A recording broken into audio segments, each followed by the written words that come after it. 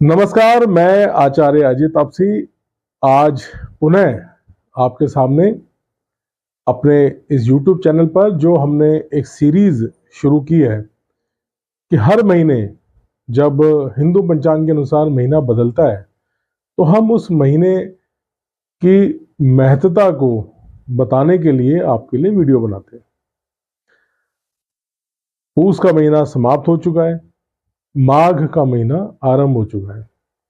माघ के महीने में सूर्य दक्षिणायन से उत्तरायण हो जाते हैं और ये वो समय होता है जब पुनः सूर्य अपने तेज को प्राप्त करते हैं।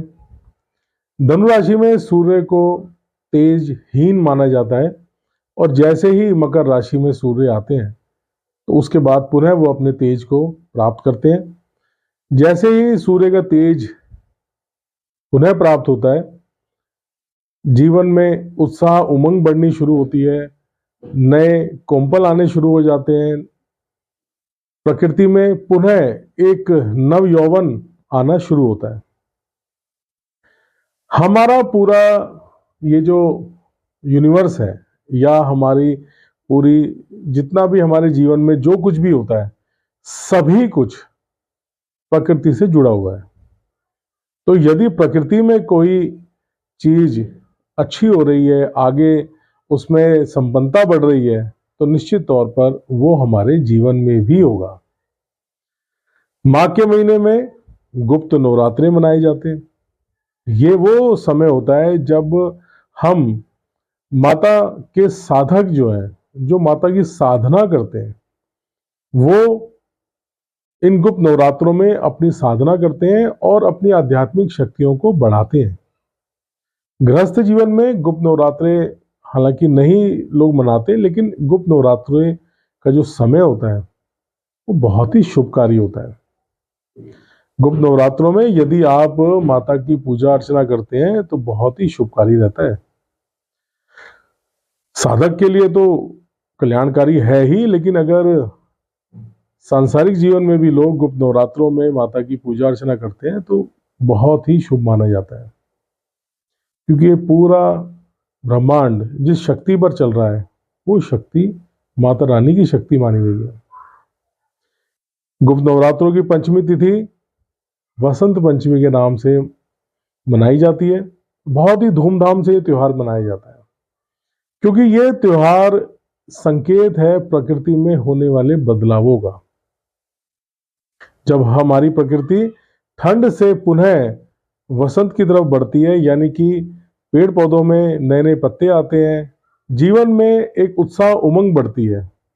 ठंड खत्म होते होते जैसे अब पुनः सूर्य के प्रकाश में गर्मी आनी शुरू होती है, उसी तरह से हमारे जीवन में भी उत्साह उमंग बढ़ती है, हेल्थ अच्छी होती है, नए नए कामों के अवसर प्राप्त होते हैं। और वसंत पंचमी के दिन माता सरस्वती की पूजा की जाती है। सरस्वती पूजन भी इसे कहा जाता है और बहुत ही शुभकारी दिन होता है ये।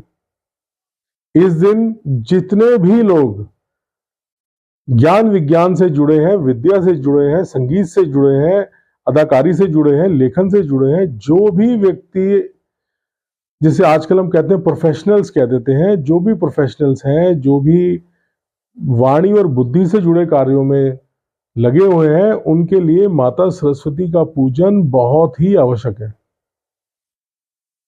आप सभी को माघ माह में माता सरस्वती का पूजन करना चाहिए। गुप्त नवरात्रों में अगर कुछ भी नहीं कर सकते तो कम से कम माता रानी का रोज नमन करें। और सरस्वती पूजा के दिन खास तौर से विद्यार्थी वर्ग के लिए तो बहुत ही शुभकारी माना जाता है। इस दिन वो माता से प्रार्थना करें कि उन्हें अच्छी विद्या प्राप्त हो, अच्छी बुद्धि प्राप्त हो।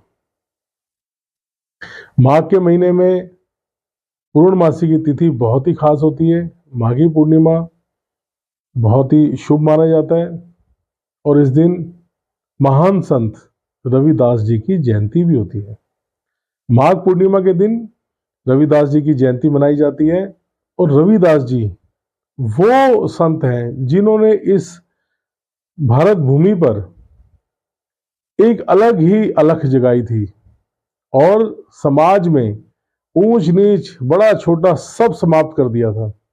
उनकी शिक्षाएं इतनी ऊंची हैं, उनका जो वचन है, मन चंगा तो कठौती में गंगा, इसमें अगर हम ध्यान से देखें तो बहुत गूढ़ फिलॉसफी है, दर्शन छुपा हुआ है कि यदि आपका मन ठीक है, आपकी मन में जो आपके विचार हैं, ईमानदारी है, उससे अगर आप जीवन जी रहे हैं तो आपके हर काम में सफलता मिलेगी। तो बहुत ही प्यारा संदेश संत रविदास जी ने दिया और हम बहुत धन्य हैं इस भारत भूमि पर इतने महान संत का जन्म हुआ।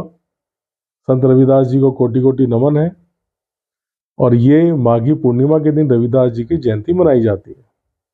माघ का महीना बहुत ही खास होता है। अच्छे से खाना पीना खाना चाहिए और धीरे धीरे थोड़ा थोड़ा व्यायाम भी अब आरंभ कर लेना चाहिए।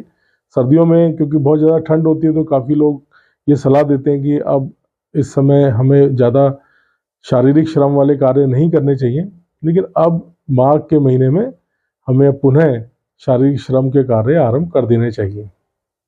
आप सभी के लिए माघ का महीना बहुत शुभकारी हो। गुप्त नवरात्रि मनाइए, माता सरस्वती का पूजन कीजिए और माघ के महीने की पूर्णमासी के दिन भगवान रविदास जी की जयंती मनाइए।